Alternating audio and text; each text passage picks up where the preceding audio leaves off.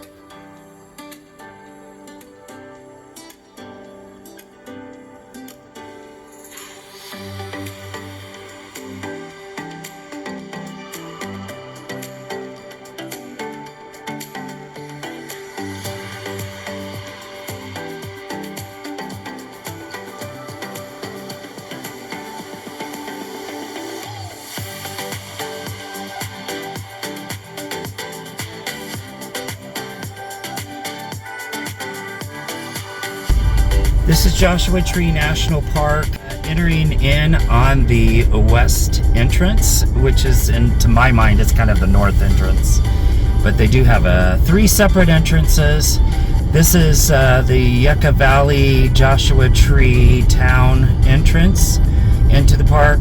Then they have one in 29 Palms. And then the third one is from the south at Cottonwood Springs area.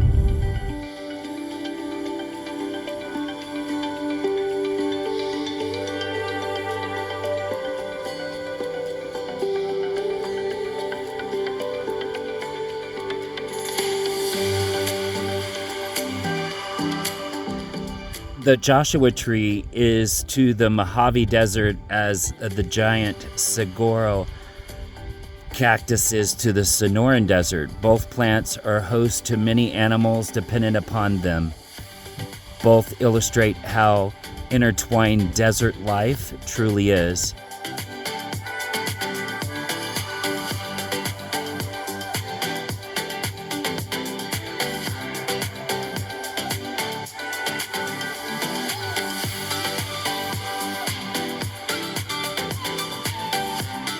This is called Cap Rock.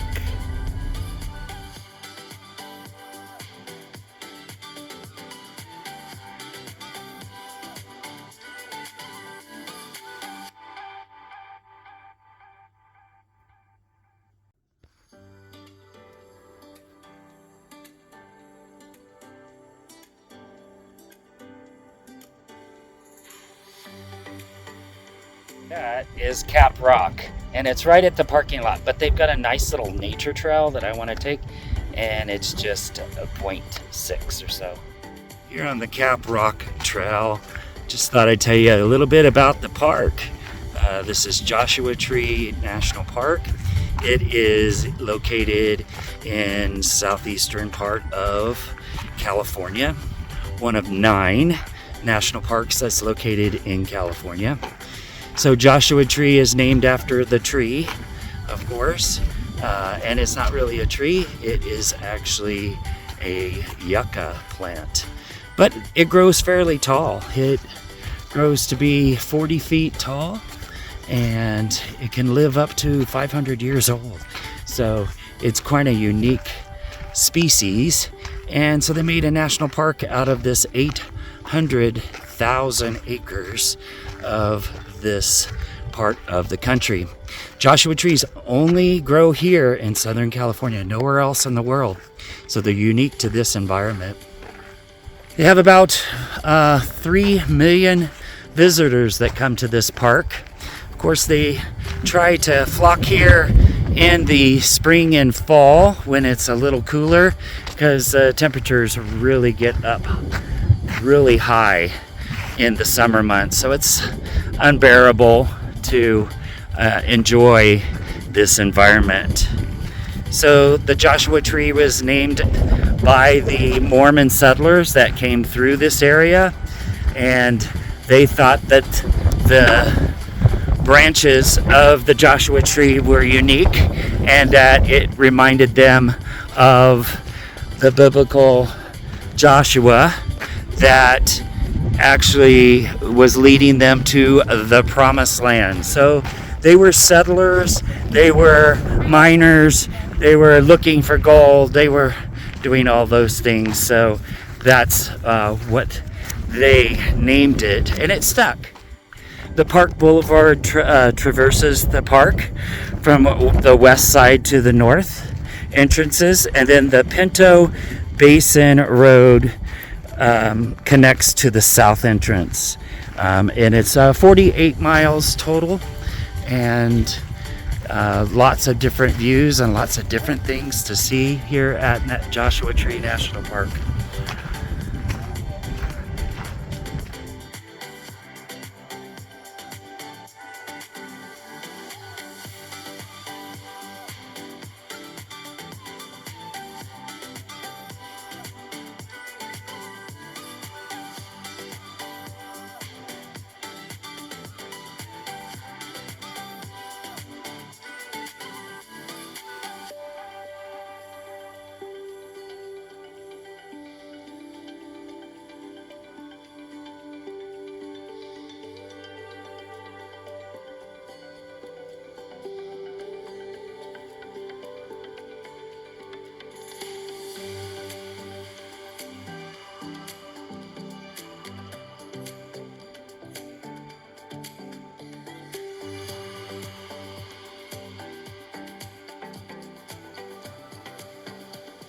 One of the interesting stops along the Park Boulevard was the Hemingway Viewpoint. This rock formation was once a solid mass of granite, 85 million years old, and formed 15 miles below the surface. The groundwater seeped into the cracks, earthquakes stressed the rock, and now uplifted, it is exposed to erosion and sculpting and shaping it.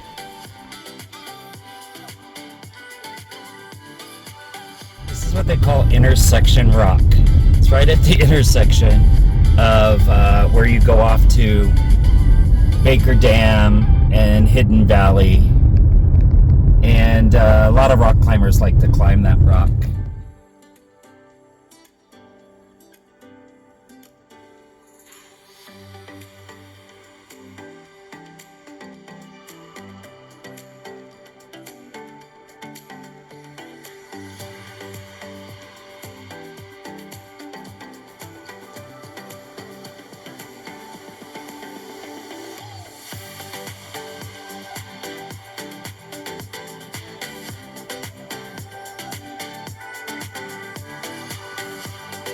I'm at Hidden Valley Trailhead. It's a 1 mile loop trail that goes back into these big boulder rocks, and it's pretty interesting.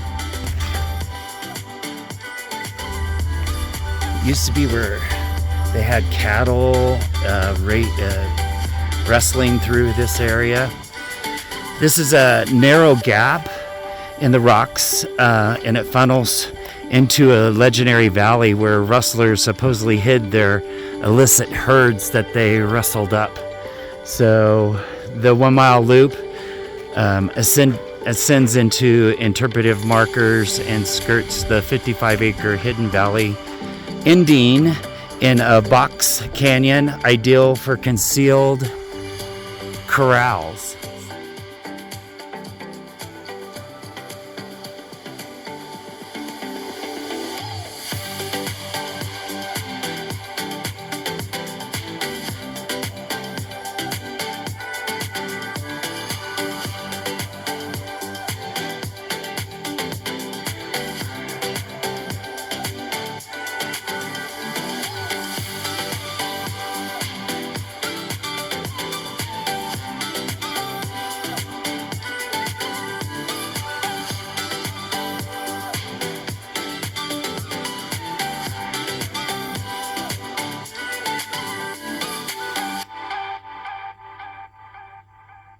So now I'm in the hidden valley on this trail, and it's so cool. You're completely surrounded by these boulder rocks all the way around.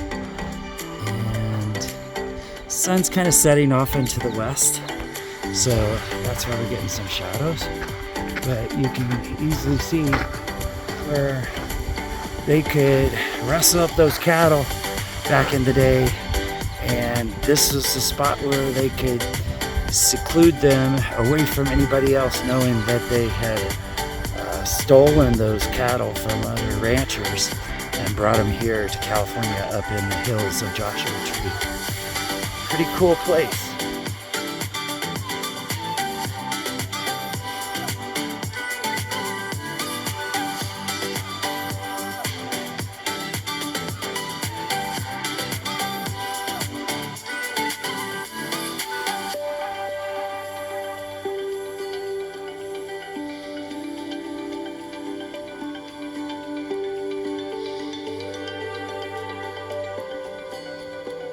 The Hidden Valley Trail, this loop nature trail.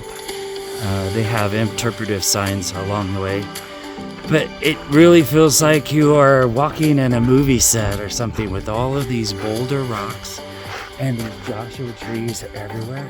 Very interesting to see this landscape because it is so unique. It's a really cool trail. Definitely take this trail. It's called the Hidden Valley Trail. This area of Hidden Valley is really cool because you're completely surrounded by rocks to the west and to the east. And I wanted to point out something here.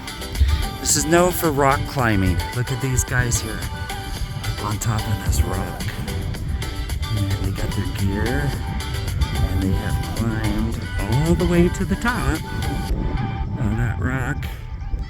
And they're probably getting ready to descend down, but they're sitting up on top of that giant rock.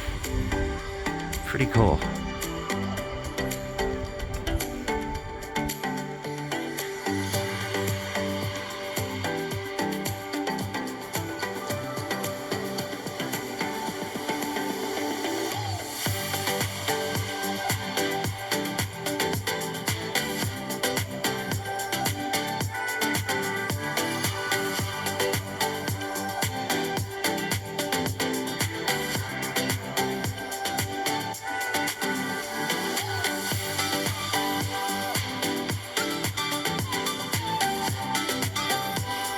Some more rock climbers. This one is scaling straight up the side of this.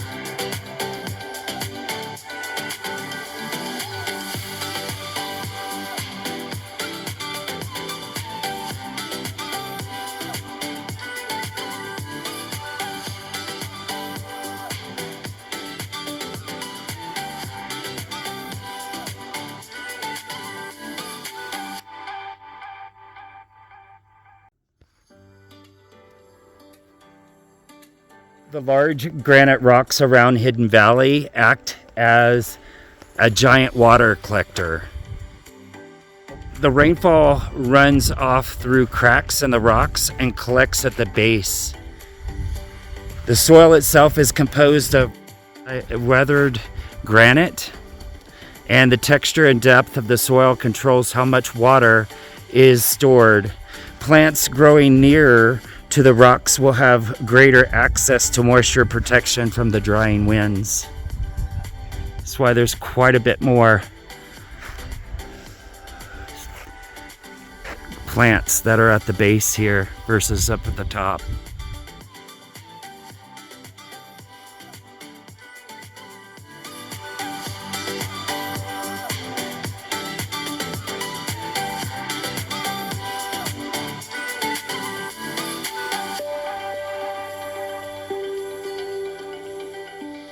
I'm at Barker Dam Nature Trail, which is 1.1 miles, and it's a loop, and it goes back in here. We're gonna check it out. Let's see what it has to offer.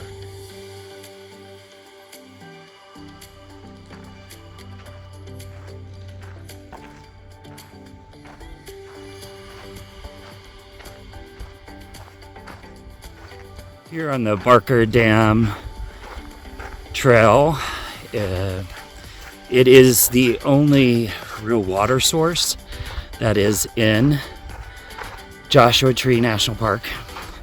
It only has water in it when it rains, but we had a rainy season this year, so should be water up there.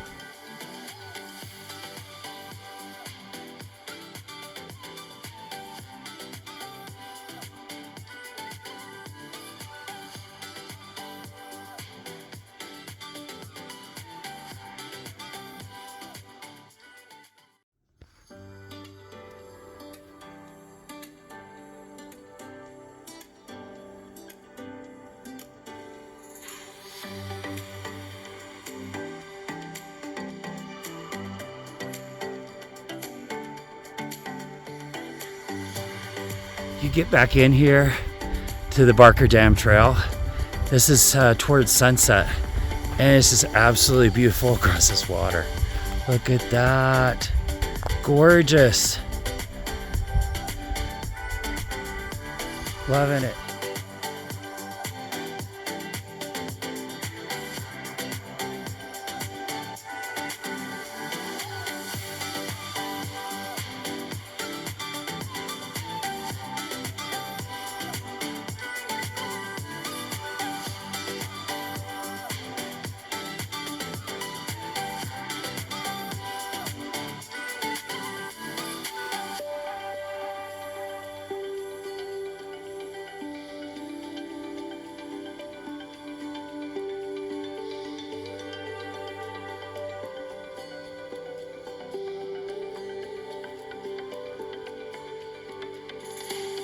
So this is Barker Dam. In the early 1900s, ranchers needed water for their stock. So they searched for ways to supplement the natural water source. And they dug wells, improved springs, and expanded natural catch basins in the drainages of the canyons and rock formations by building small dams. This area began as a natural tank, a catch basin for rainfall and runoff, and it was expanded into a dam by the Barker and Shea Cattle Company, and still later enlarged by Bill Keyes, the owner of the Desert Queen Ranch. At its maximum, it encompassed about 20 acres. A pipeline once carried water to the cattle trough in the wash behind the dam. Cattle ranching was a short-lived effort here in this area. When the rainfall decreased in the early part of this century, grasses declined and many springs like this one dried up.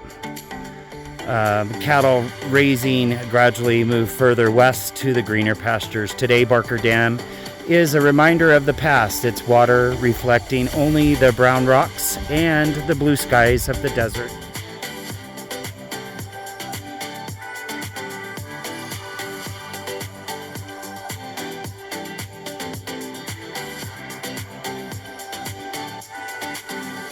I'm here at the Barker Dam, and right below, so behind me here, that's the actual dam that they built across this little canyon here to hold the water. And down below here is their water trough. And so that was like formed out of, I'm not sure exactly how they made that, but it kind of looks like a cinnamon roll to me. So I'll zoom in on that for you.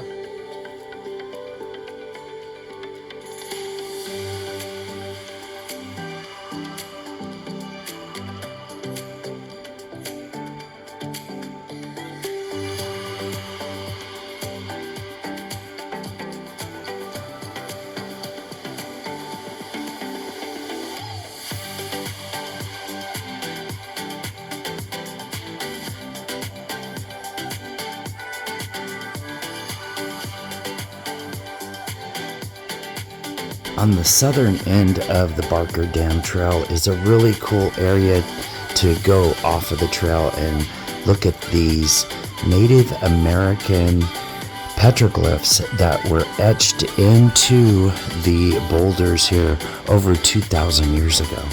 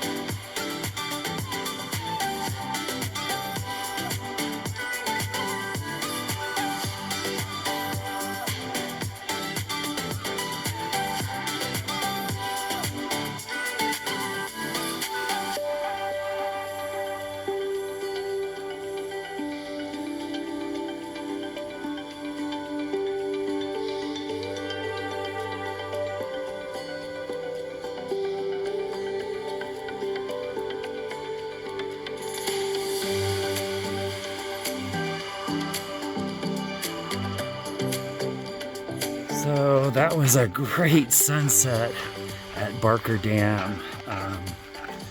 The ranger had told me at the visitor center, he says, you know, if you could look it up on Google, they'll tell you that it's Keys View.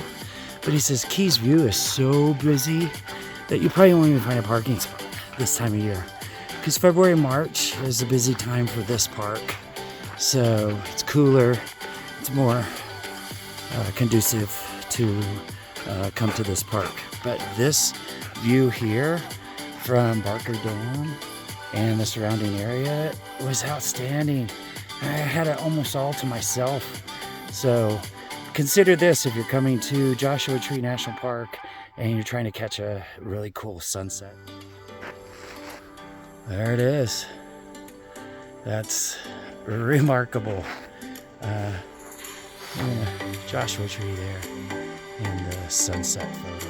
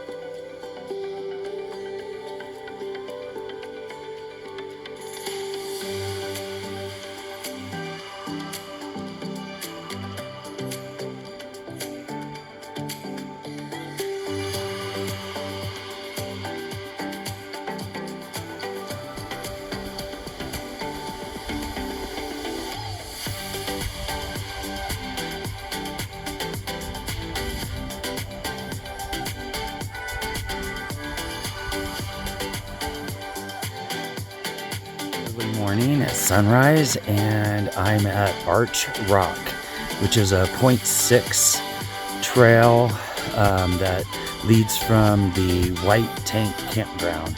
So I'm trying to catch sunrise through the Arch Rock. Wish me luck.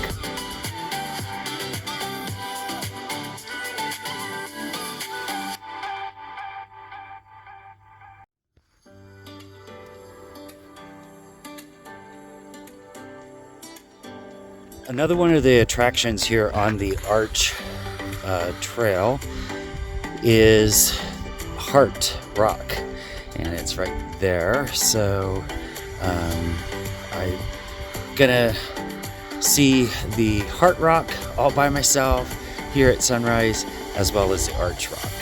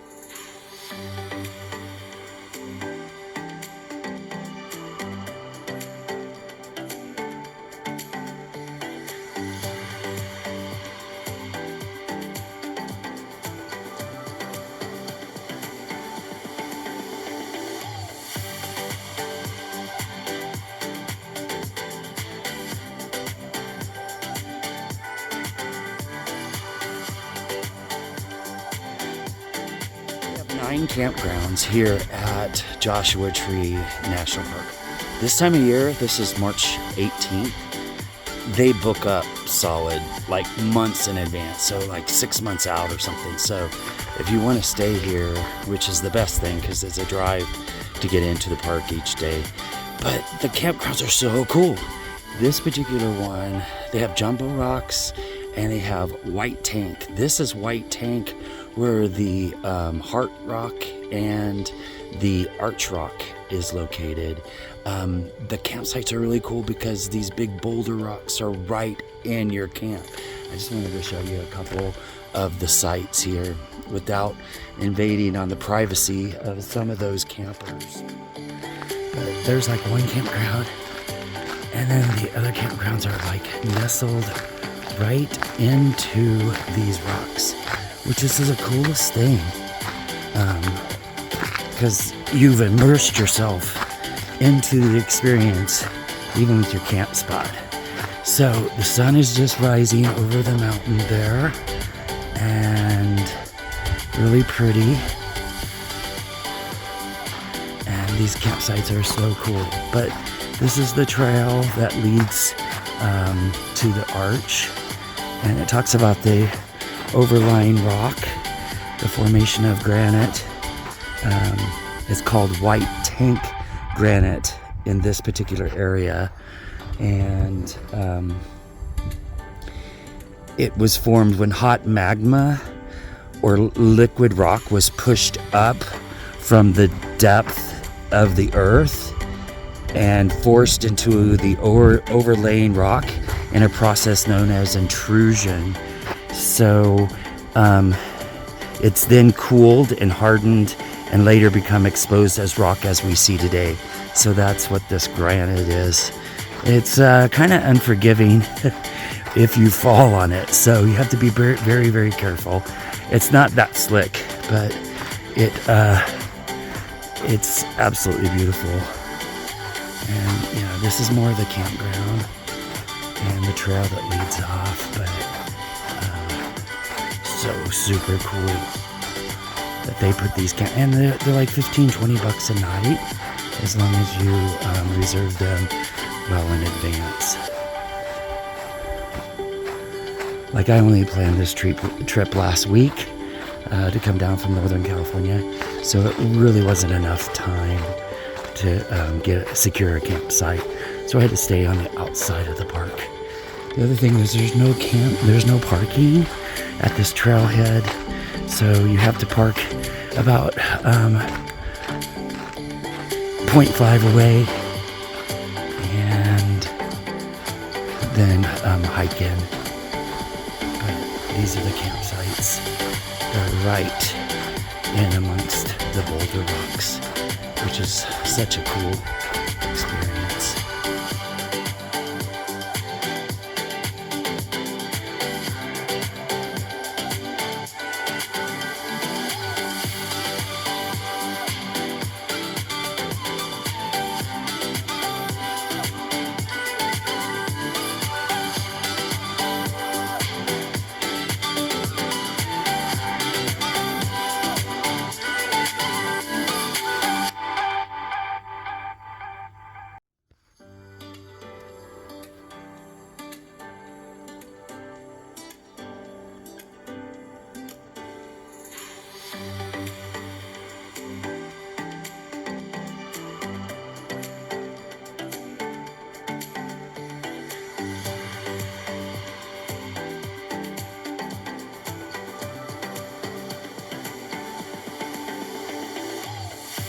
I'm at a place they call Cholla Gardens. It's C-H-O-L-L-A. So it's either Hoya or Cholla. But it's this cactus. It's the jumping cactus. They also call it the teddy bear cactus. And this trail is 0.25. So it's not very far. It's right off of the main road. So let's check out the sparkling little cactus with all the little prickly things. You do not want to touch these guys because they will poke you bad. And right now, the springtime, they are blooming. They have this yellow little multiple blooms, and the bats and bees and all kinds of things pollinate and spread these guys. But this is the Cholla Gardens. It's just filled, the whole mountainside is just filled with these cactus.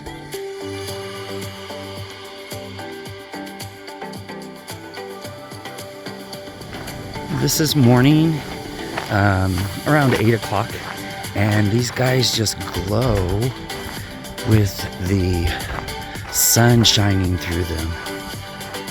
And that's what they look like. Look at those guys. All kinds of little prickly pieces in them. And they got multiples of them. It's just like filled with them. It's beautiful.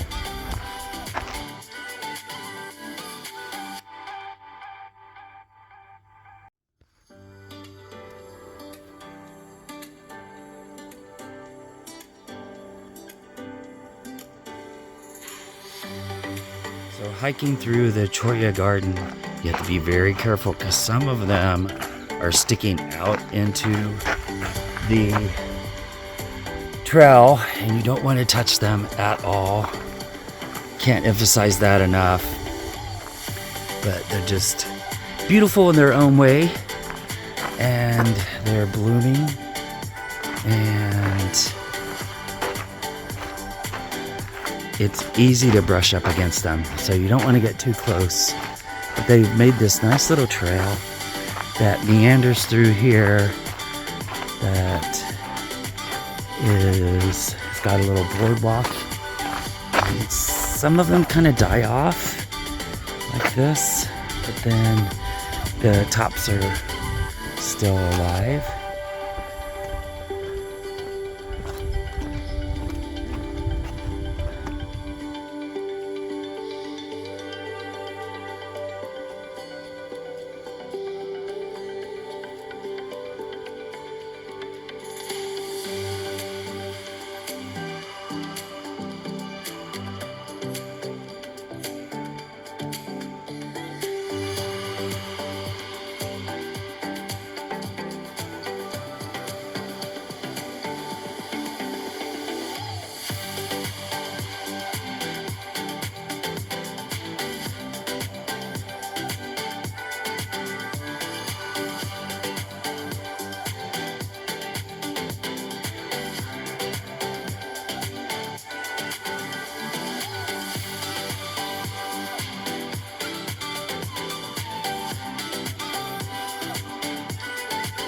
Here on the Cholla Gardens trail, just really a unique thing to be able to walk through, but you have to be very careful because a lot of them fall off, and if you don't have good protective shoes, no sandals, because they will stick you.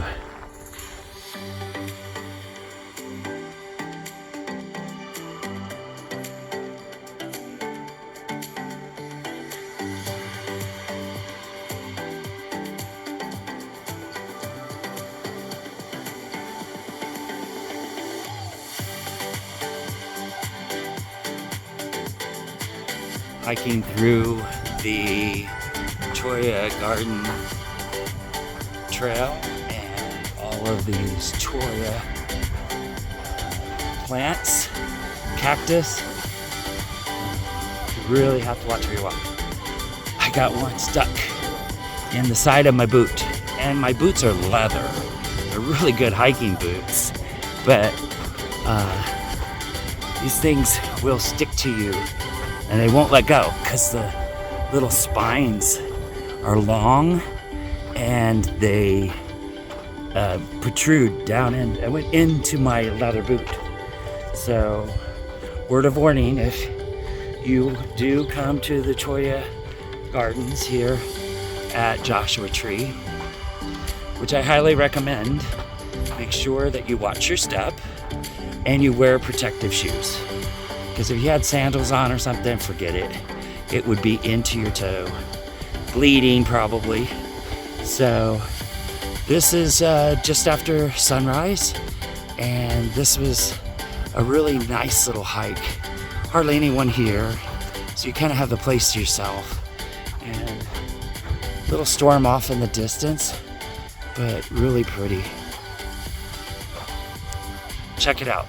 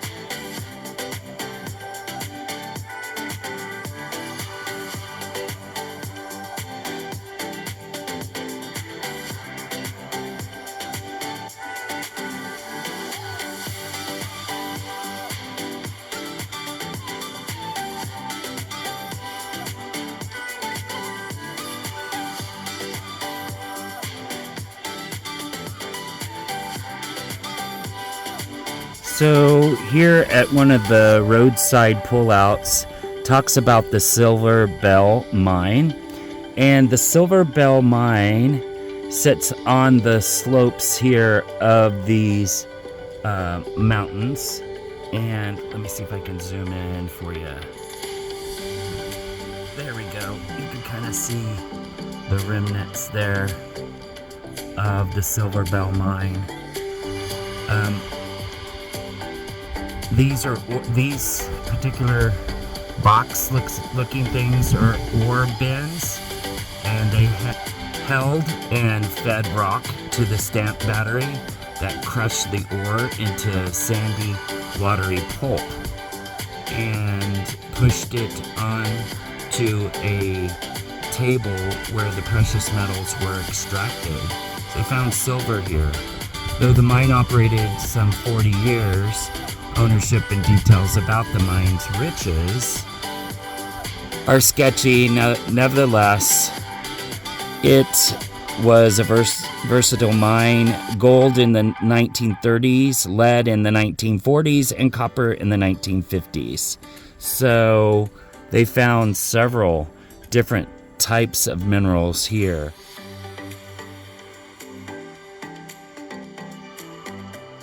Another roadside informational placard that is along the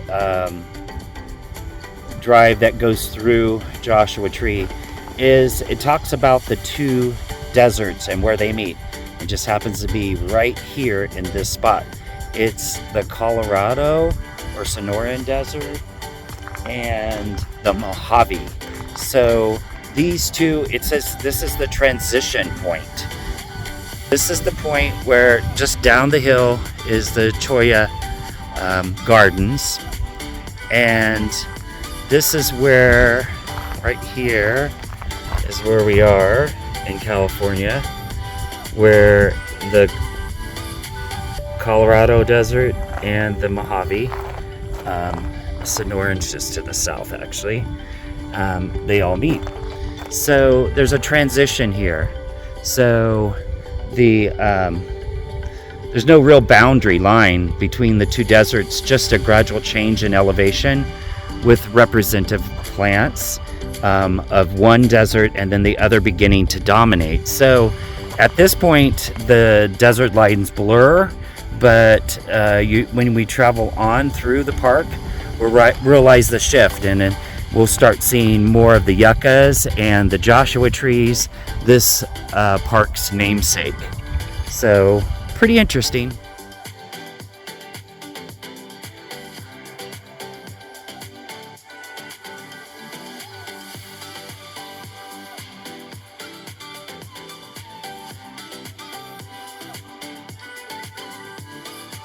The tendency to view the earth as unchanging state, but here engraved upon the face of this mountain is a story of change. The dark mountain rock is petroglyphs, and the lighter rock is granite.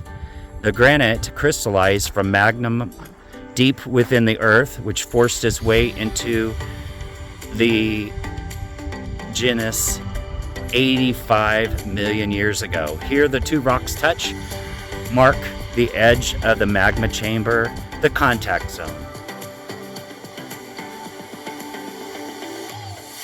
Granite over millions of years broke through the surface of the ground by mountain underground chemical weathering and finally surface erosion. Now exposed, the granite shows us the geological story.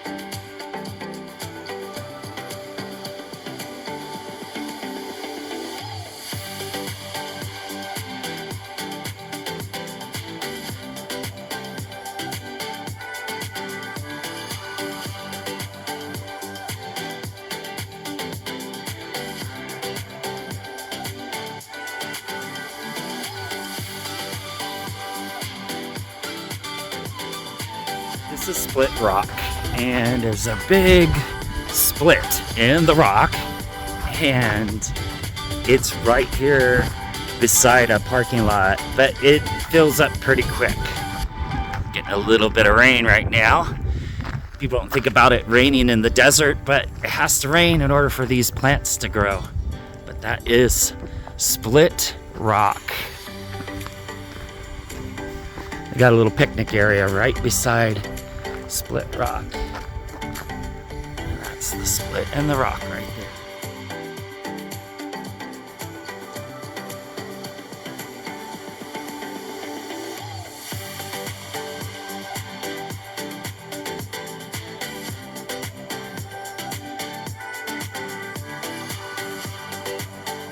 A place called Skull Rock. So that looks like a skull with 2 eyes and the nose. And it's just right off the main road here. Like, there's a lot of different places where you can climb, and there's some holes kind of like into the rocks. And the parking lot is just right along the roadside.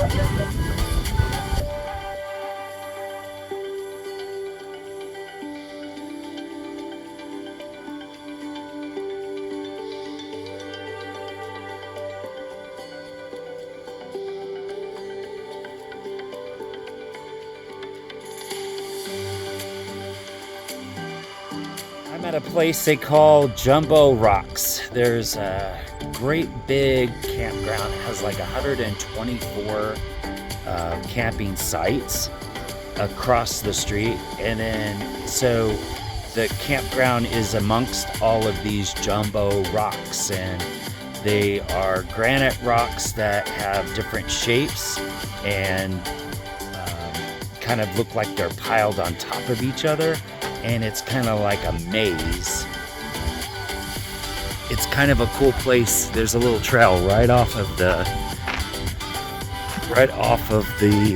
parkway here, the Park Boulevard, and you can go back in here amongst the Joshua Tree and the other vegetation and just kind of maze yourself through the jumbo rocks. So I'm just going to take a little hike, probably just about half a mile or so, and go back into these jumbo rocks. It's sprinkling a little bit, but in order for these Joshua trees to grow and the other vegetation that they have here in the desert, you have to have a little bit of rain now and then. So this is a look back over into the campground area. Lots of folks riding bicycles and through the park. And this is just Jumbo Rocks.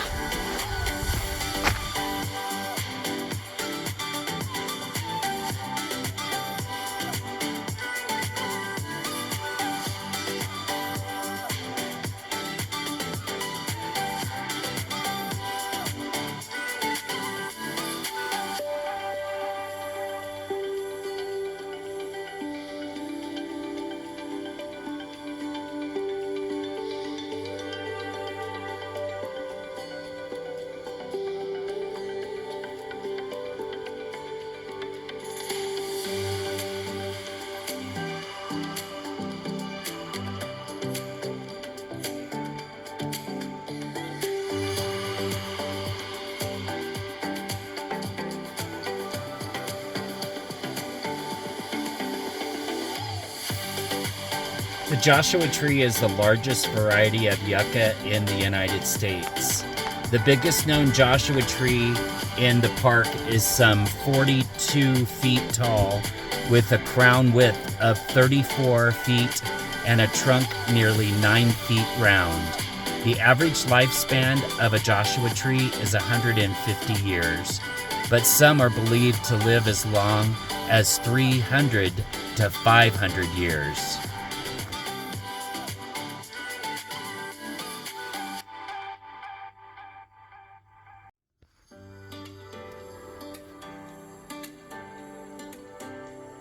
So this is Ryan Mountain, and it's about a 1.5 mile hike, but it's considered strenuous in the park. So I skipped that one, but it's a good hike, and you get excellent views from the top.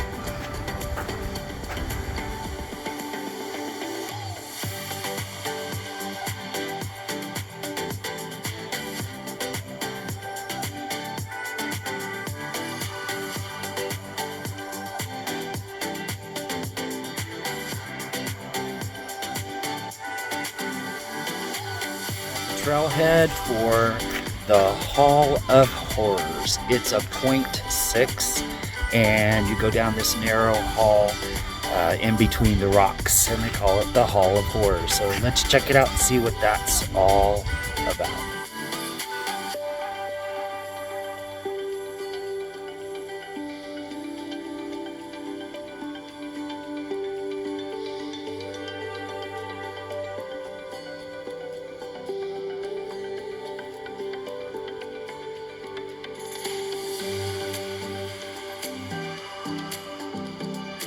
Here on the trail for the Hall of Horrors, and we just had a little rain shower and it just passed over.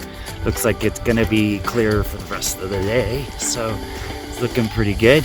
It's only 0.6 round trip, and these are the big rocks that are along here. Joshua trees.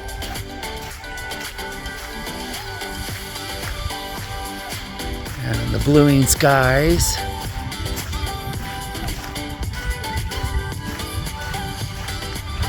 People were climbing up on the rocks. I saw them. It was kind of cool. Having a good time.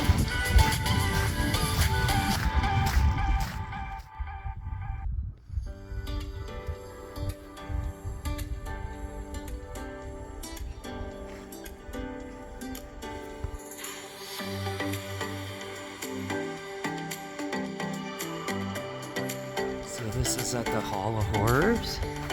This is not the Hall of Horrors.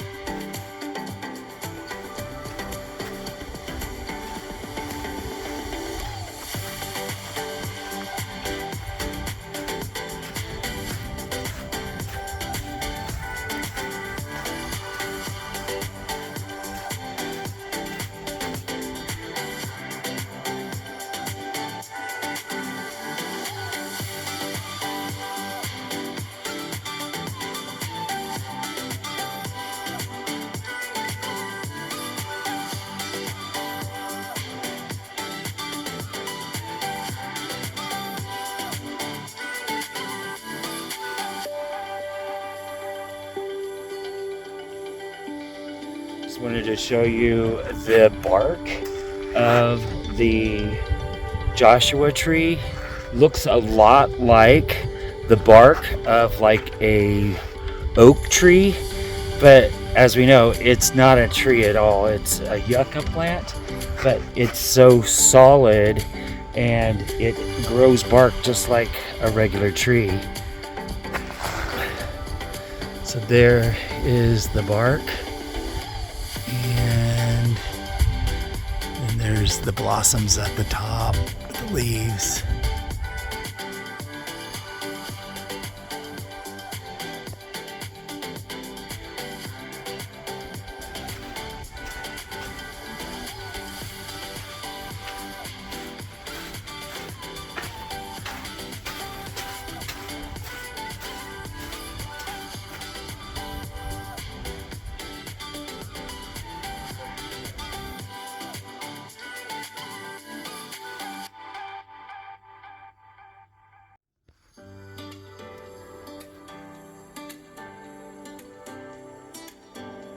Here at the Hall of Horrors, it took me 45 minutes to find the actual hall.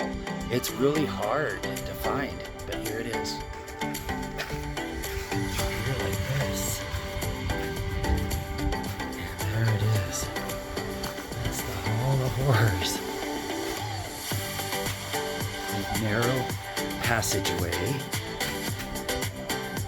that goes through the rock.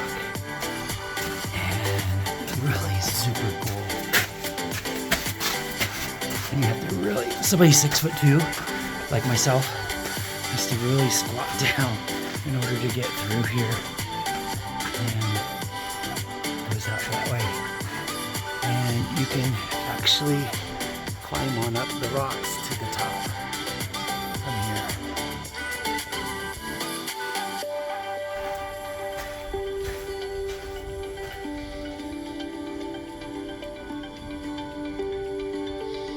The Hall of Horrors. Really cool, but extremely hard to find.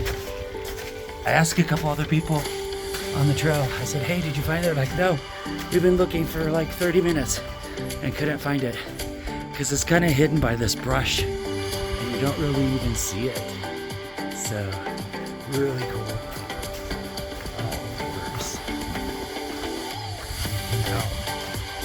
And it's bright and sunny. Look at that, and Joshua trees again. Trying to find it from the parking lot, which is over there, along this trail, and somebody has put it up against this, but you have to cut through, and that's the rock right there. If you can remember that, that's the rock where you enter the Hall of Horrors.